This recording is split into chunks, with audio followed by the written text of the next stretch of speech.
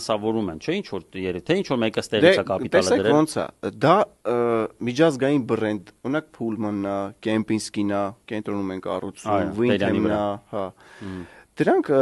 բրենդ են, որը դրսի գնորդի համար ճանաչելի է, այսինքն դեղ ստանդարտ գոյություն ունի շինարարության եւ օգտագործման հետագայում, որը դրսի գնորդի համար արդեն ամեն ինչ ասում է։ Երաշխիք է իր համար։ Իր համար երաշխիք է, որ ինքը կարող։ Հիմա շատ շինարարներ, կառուցապատողներ սկսել են ստանդարտով շենքեր կառուցել։ Այնտեղ կա LEED ստանդարտ, կա EDGE ստանդարտ, օրինակ օտար երկրացիները նույն դեսպանատան աշխատակիցները ուշադրություն են դարձնում գույքը վարձակալելուց, եթե տեսնում են դու ստանդարտով